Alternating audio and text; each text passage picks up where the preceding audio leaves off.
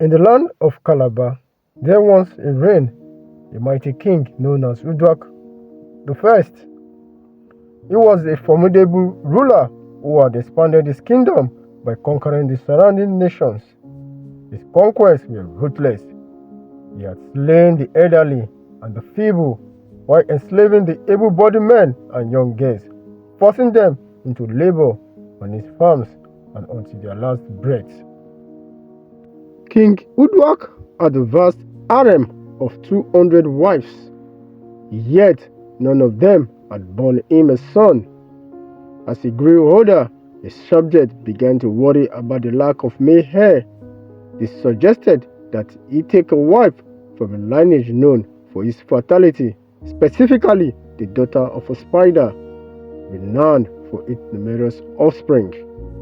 Although the king agreed to this proposal to appease his people, it was disheartening upon meeting the spider's daughter.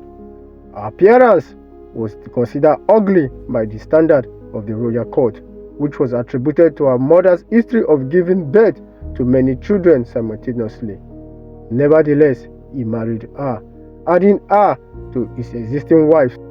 However, the other queen protested her presence, claiming her ugliness was unbearable. To accommodate the spider's daughter, the king constructed a separate house where she was provided with food and drink, just like his other wives.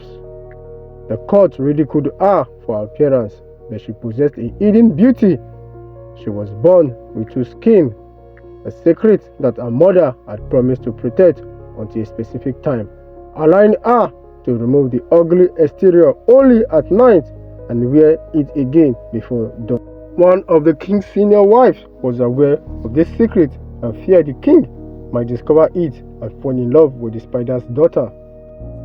Desperate to prevent this, she sought the service of a juju man, offering him a substantial sum of coconut portion that would erase the king's memory of his new wife. After much negotiation, the juju man agreed, demanding a high price of 350 rods. The head of the wife mixed the medicine into the king's food, causing him to forget about the spider's daughter for several months. He would pass her by without recognizing her. 4 months passed, and the king had not summoned Idara, the spider's daughter, even once. Growing restlessly, she returned to her parents' home. Her father consulted another juju man who revealed the truth behind the ex-wife's treachery. The juju man instructed Idara to prepare a dish of food infused with a special medicine which she had offered to the king. After consuming it, the king's memory was restored, and he called for her to join him that evening. Idara, overjoyed, prepared herself by washing in the river and dressing in her finest attire before heading to the king's palace. Each night, under the cover of darkness, she removed an unsightly skin, revealing her true, breathtaking beauty to the king. However, before dawn broke, she would put it back on and return to a separate abode. This continued for 4 consecutive nights. To everyone's astonishment, Idara became pregnant. Even more surprising was that she gave birth to just one child, a stark contrast to her mother's tradition of bearing dozens at once. The head wife's jealousy intensified upon learning of Idara's son. Once again, she sought the aid of the juju man. This time, she acquired a potion that would make the king gravely ill and believed that his own son intended to usurp his throne. The juju man advised the king to throw his son into the water to recover his health. Reluctantly, the king agreed, and his son was cast into the river, causing Idara immense grief. After this tragic event, the head wife continued to use dark magic to make the king forget Idara for 3 more years, during which she mourned her son. Eventually, she returned to her father, who provided her with another remedy to make the king remember her. With this new portion, Idara reintroduced herself to the king, and their relationship resumed as before. The water juju who had saved her son's life played a crucial role in her return to the palace. Idara gave birth to a daughter, whom the jealous head wife persuaded the king to abandon once more. Although it took some time to convince him, he ultimately cast his daughter into the water, following the same pattern as before. However, the water juju had other plans.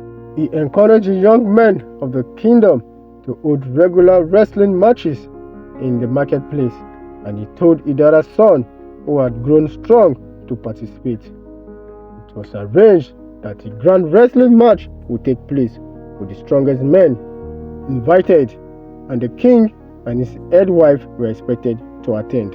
On the day of the contest, the water juju assured Idara's son of his invisibility, and he proved it by defeating all his opponents. The spectators, unaware of this true identity, initially mocked him as a small boy, but they soon recognized his extraordinary strength and resemblance to the king.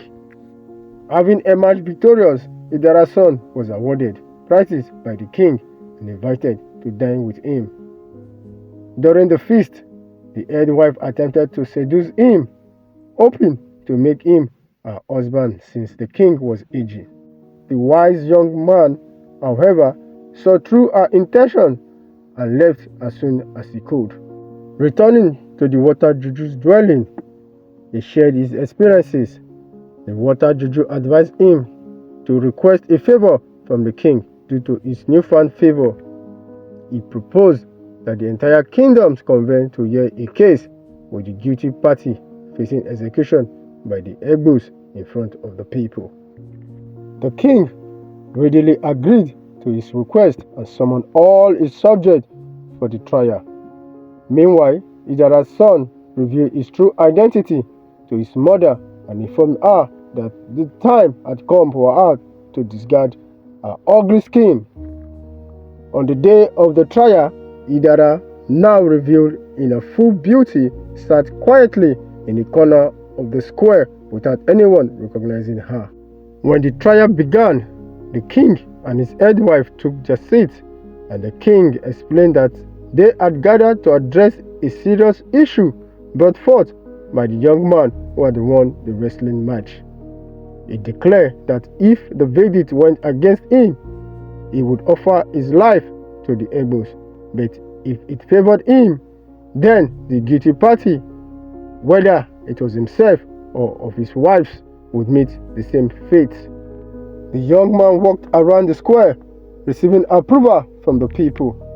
He then introduced his sister, who was deemed worthy of being any chief's daughter, and finally he revealed his mother, Idara, who was seen fit to be the king's wife. The people enthusiastically agreed with these assessments. The young man exposed the head's wife's treachery actions, revealing that Idara, born with two skins, was the daughter of the spider. He detailed how the head wife had used dark magic to make the king forget his true wife, and children had even persuaded him to cast their offspring into the water. Upon realizing that the wrestler was the long-lost son, the king ordered the igbos to take the head wife away and punish her for her crimes. The igbos, declaring her a witch, lashed her and burned her at the stake, ensuring that she would cause no more harm.